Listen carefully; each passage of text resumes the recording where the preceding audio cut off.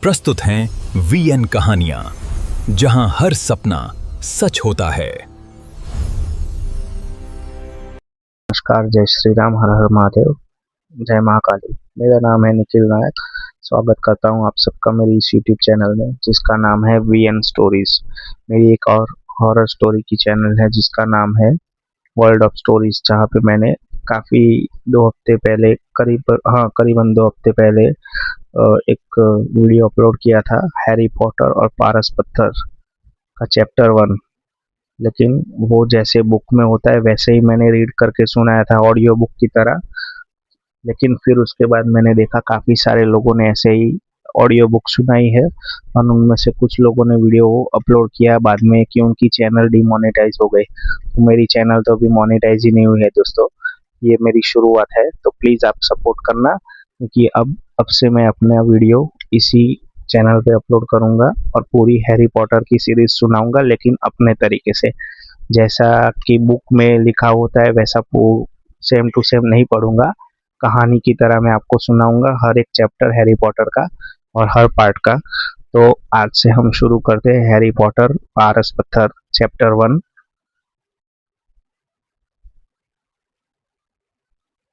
England की एक साफ सुथरी और बिल्कुल साधारण सड़क जिसका नाम था प्रिवेट ड्राइव। यह सड़क उन जगहों में से थी जहाँ पे हर घर लगभग एक जैसा दिखता था। हरे लॉन, साफ खिड़कियां, सुबह अखबार उठाते लोग और पड़ोसियों की छोटी छोटी बातें।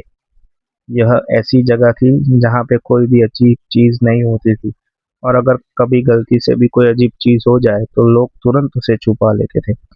इसी सड़क के मकान नंबर 4 में रहता था एक परिवार, डसली परिवार। और यह परिवार सबको गर्व से सबको ये बात बताता था कि वे बहुत और बिल्कुल सामान्य थे। वेरोन डजली, एक भारी भरकम शरीर वाला आदमी, मोटी मूछें, गुस्से वाला चेहरा और गर्दन तो जैसे थी ही नहीं। वह ग्रंजिन नाम की एक कंपनी में काम करता था जो कि ड्रिल्स बनाने का काम करती थी। उनकी जिंदगी बहुत साधारण थी। सुबह उठो, अखबार पढ़ो, ऑफिस जाओ, घर आओ, टीवी देखो, सो जाओ। और यह जिंदगी उन्हें बहुत पसंद थी। लेकिन ऐसे लोग पसंद नहीं थे जो अलग दिखे, अलग कपड़े पहने, अजीब बातें करे या जादू जैसी बेकार चीज पर विश्वास करे।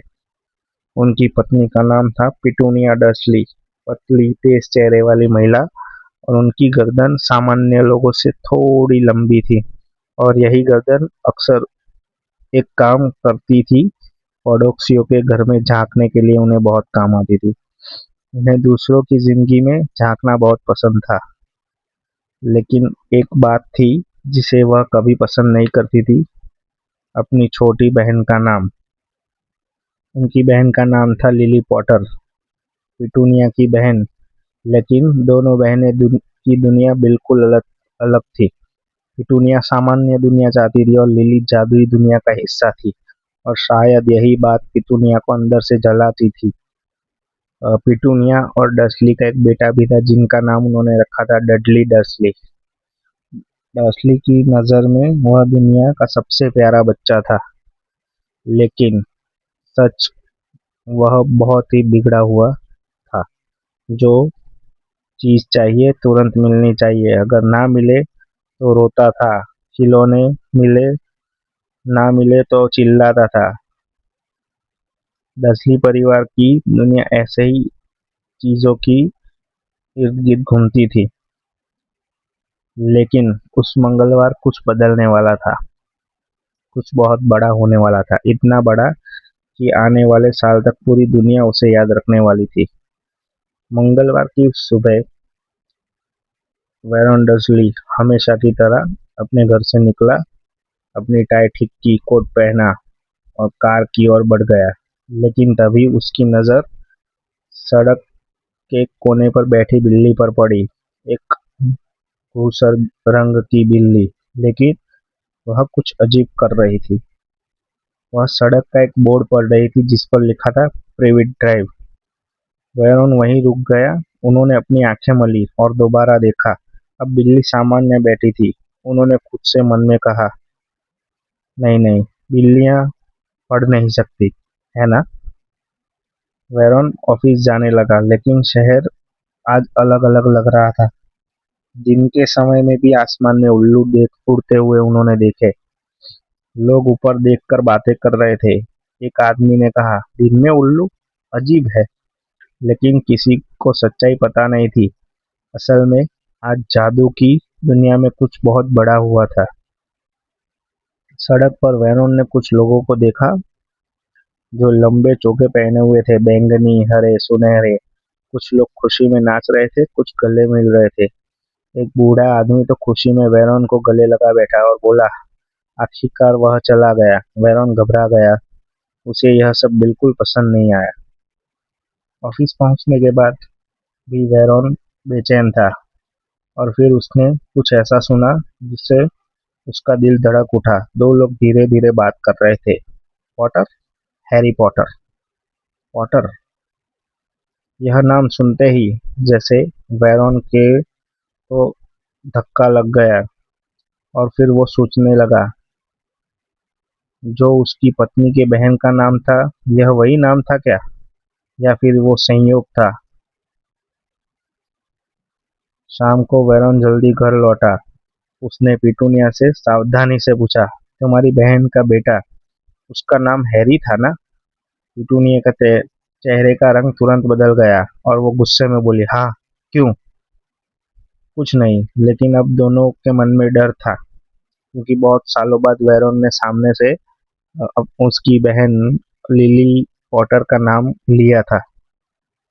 रात गहरी हो गई। पूरा पिविट ड्राइव शांत था। लेकिन उस रात वेरोन को जैसे तैसे करके नींद आई। जैसे ही रात गहरी हुई, पूरा पिविट ड्राइव शांत हो गया।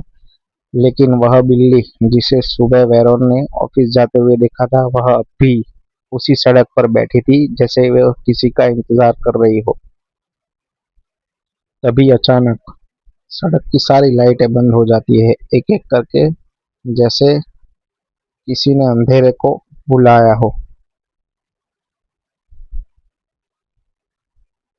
अंधेरे में से एक बूढ़ा आदमी सामने आने लगता है, जिसकी चांदी जैसी दाढ़ी है और उन्होंने आधे चांद वाला चश्मा पहन रखा है और एक बैंगनी रंग का चोगा। उनकी शांत आंखें थी। उनका नाम था एल्बस पर्सिवल डम्बलडोर।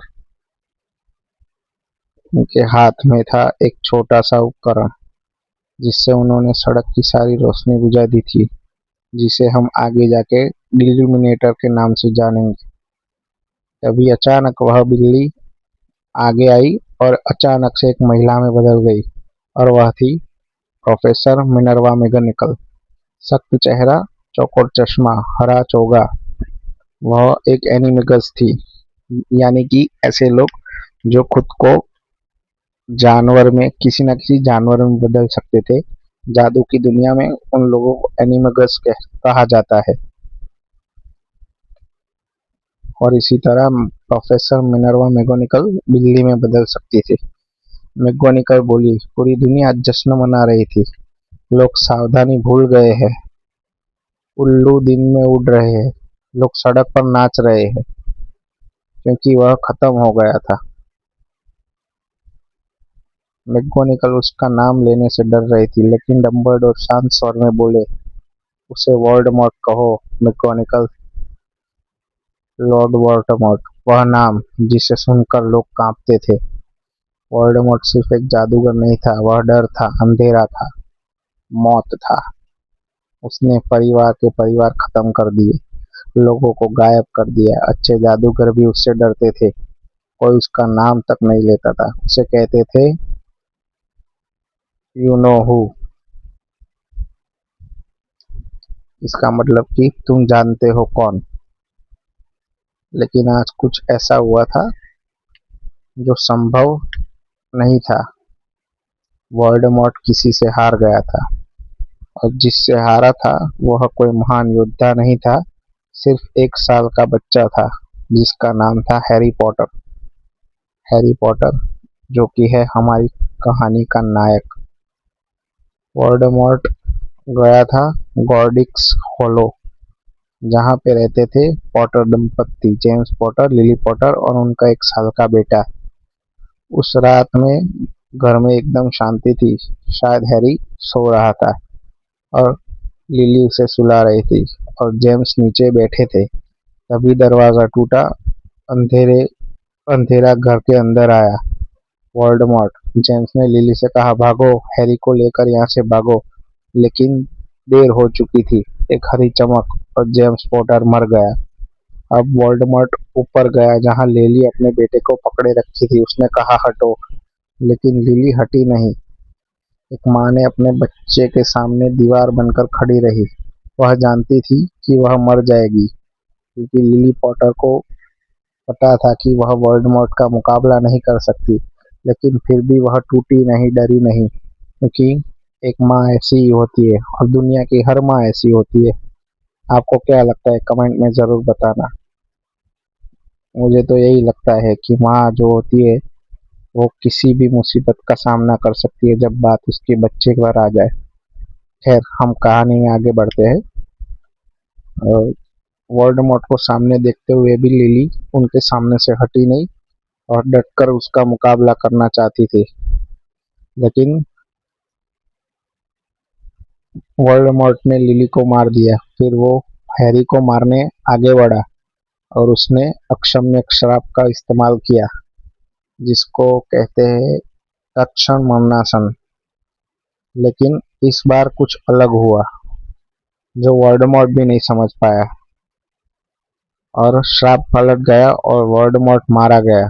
लिली के प्यार ने हैरी को बचा लिया, लेकिन उस श्राप ने हैरी के माथे पर एक निशान जैसा छोड़ दिया, बिजली के निशान जैसा, एक स्कार जो हमेशा याद दिलाएगा कि वह उस रात बच गया था।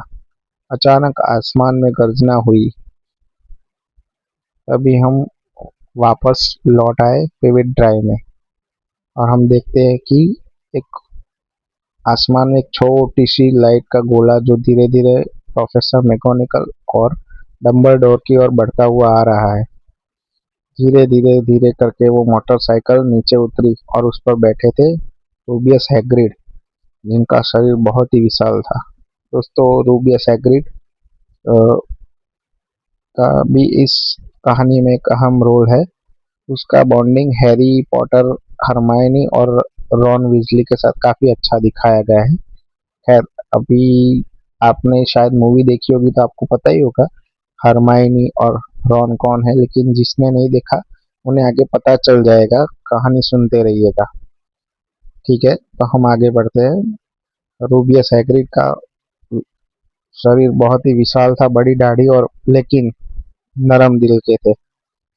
जैसे ही वह बाइक पे से उतरे, मोटरसाइकिल पे से, उनकी बाहों में हैरी सा छोटा सा नन्हा सा प्यारा सा बच्चा।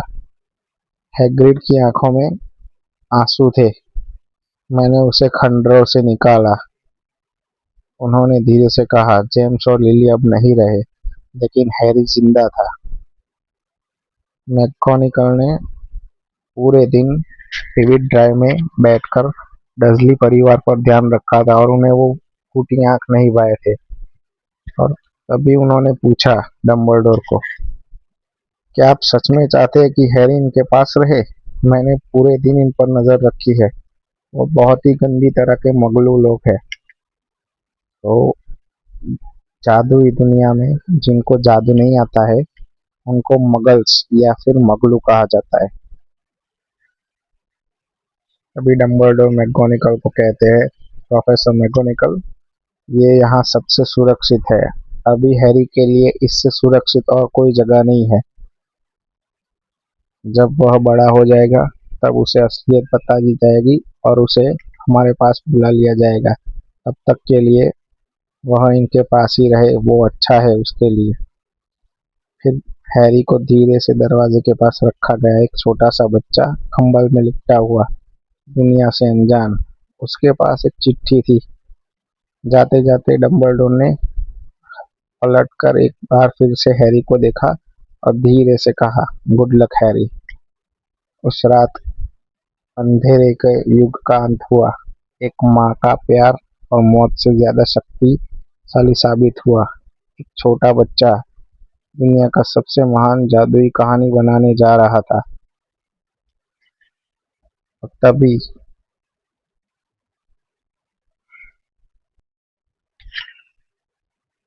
हैरी पॉटर और पारस पत्थर चैप्टर 2।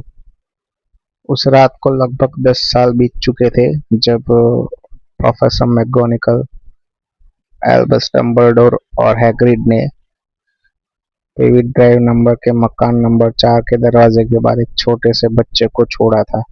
दरअसल जब पूरी जादुई दुनिया उसे हीरो मान चुकी थी, लेकिन जिस बच्चे को दुनिया का मसीहा माना जा रहा था, वह खुद अपनी सच्चाई से बिल्कुल अनजान था। हैरी पॉटर अब 10 साल का हो चुका था, लेकिन उसकी जिंदगी बिल्कुल खुशहाल नहीं थी, बिल्कुल भी नहीं।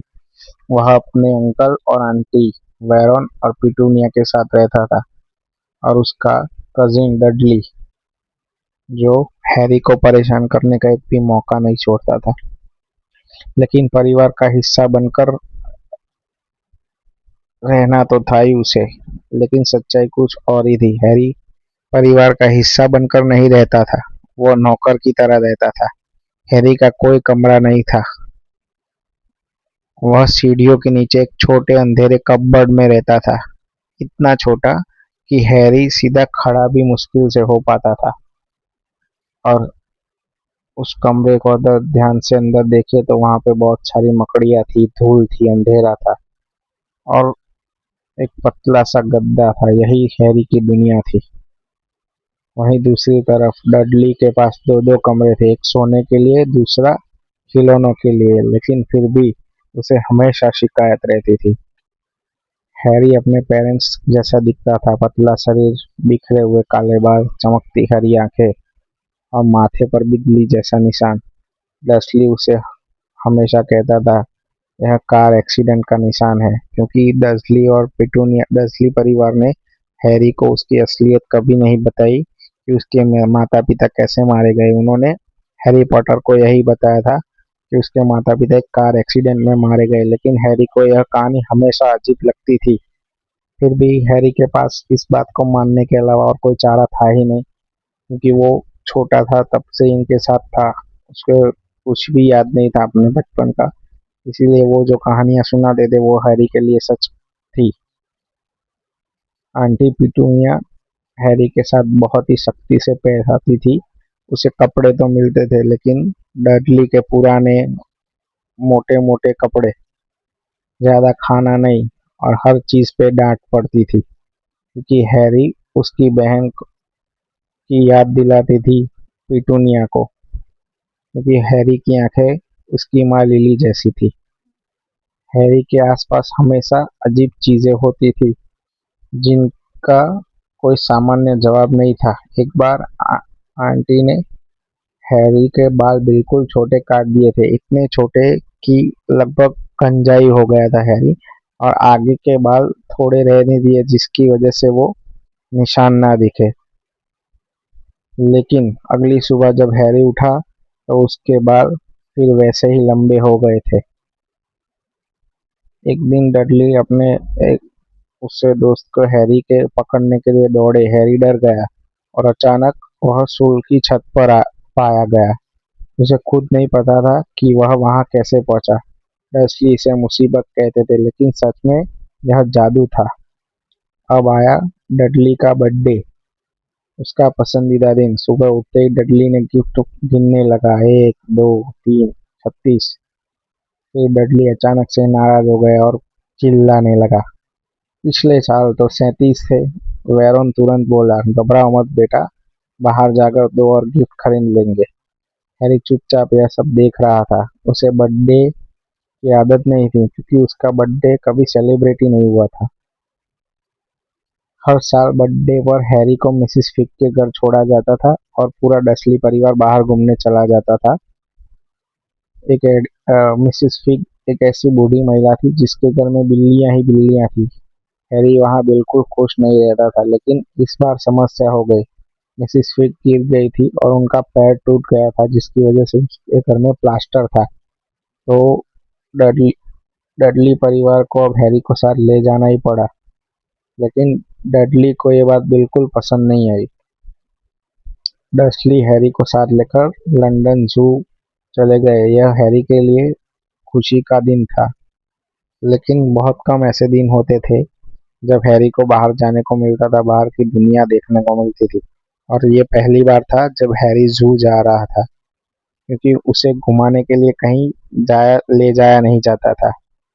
ज़ू में हैरी को देखने को मिले बड़े हाथी, शेर, बंदर, लेकिन डडली को कुछ भी इंटरेस्टिंग नहीं लग रहा था। वह हर जगह शिकायत कर रहा था। फिर वह पहुंचे नाग भवन, सांपों का विभाग, और यहीं कुछ अविश्वसनीय होने वाला था। एक बहुत बड़ा हुआ सांप कांच के पीछे पड़ा था, यानी कि अजगर, जो ब्राजील से लाया गया था। डडली ने देखा तो वह सो रहा था। डडली ने कांच पीटा, लेकिन सांप बिल्कुल हिला भी नहीं। फिर वह आगे बढ़ गया। अब हैरी अकेला था। हैरी धीरे से बोला, तुम्हारी जिंदगी भी बोरिंग होगी। और तभी कुछ ऐसा हुआ जो हैरी देखकर हैरान हो गया। सांप ने अपनी आंखें खोली। सांप ने हैरी को देखा और फिर सिर हाँ में हिलाया, जैसे वह हैरी की बात समझ गया हो। हैरी खुद हैरान हो गया। फिर थोड़ी देर बाद उसने पूछा, क्या तुम सच में ब्राजील से हो? सांप ने एक बोर्ड की तरफ इशारा करते हुए बताया और फिर आंखें घुमाई, जैसे वह कह रहा हो नहीं। हैरी ने पहली बार किसी जीव से जुड़ाव महसूस कर रहा था। दोनों जैसे अकेले थे, दोनों कैद में थे। अभी डडली वापस आया। उसने हैरी को धक्का देकर हटाया और कांच झुक गया। उसी पर कुछ जादुई हुआ। हैरी ने गुस्से से डडली की ओर देखा, लेकिन कांच अचानक गायब हो गया पूरी तरह से, और डडली सीधे कांच सांप के सामने गिर पड़ा। लोग चीखने लगे, पिटूनिया चिल्लाई, वेरॉन डर गया और वह बुआ धीरे धीरे बाहर निकल गया। जाते जाते उसने हैरी की तरफ देखा और जैसे फुसफुसाया, ब्राजील में आ रहा हूँ। पूरा जू हड़कंप से हिल गया था। लोग यहाँ वहां भाग रहे थे। डडली रो रहा था और किसी को समझ नहीं आया कि कांच कैसे गायब हुआ। लेकिन जब डडली बाहर निकलने गया तो कांच वहीं वापस आ गया था, जैसे कहीं गया ही नहीं हो। लेकिन सबने देखा था कि कांच गायब होने की वजह से डडली अंदर गिर गया था। लेकिन वेरोन डसली जानता था और उसे यकीन था कि यह हैरी ने ही किया है। और उसने तुरंत ही हैरी के सामने गुस्से में देखकर बोला, घर जाकर बताता हूँ। घर लौटते ही हैरी को पनिशमेंट मिली। उसे आकर कब्बड़ में बंद कर दिया गया और अंधेरा, और बोला कि नो खाना। फिर से अकेलापन, लेकिन इस बार कुछ अलग था। हैरी डर नहीं रहा था, क्योंकि पहली बार उसे लगा कि उसके अंदर कुछ खास है जो डर्सली समझ नहीं रहे। हैरी रात में कब्बड़ में लेटा हुआ सोच रहा था कि कांच गायब कैसे हुआ, सांप ने मुझे समझ कैसे लिया, मेरी बातें कैसे सुन रहा था, मेरे साथ हमेशा अजीब चीजें क्यों होती है। लेकिन जवाब बहुत दूर था। उस छोटे कब्बड़ में लेटा हुआ लड़का अभी भी नहीं जानता था कि वह एक जादूगर था, और उसके माता पिता एक्सीडेंट में नहीं, बल्कि एक दुष्ट जादूगर के हाथों उसकी जान बचाते हुए मरे थे। उसका नाम पूरी दुनिया में, जादुई दुनिया में मशहूर है, और बहुत जल्द उसकी दुनिया हमेशा के लिए बदलने वाली है। देखने के लिए धन्यवाद। लाइक करें, शेयर करें, कमेंट करें और सब्सक्राइब करें।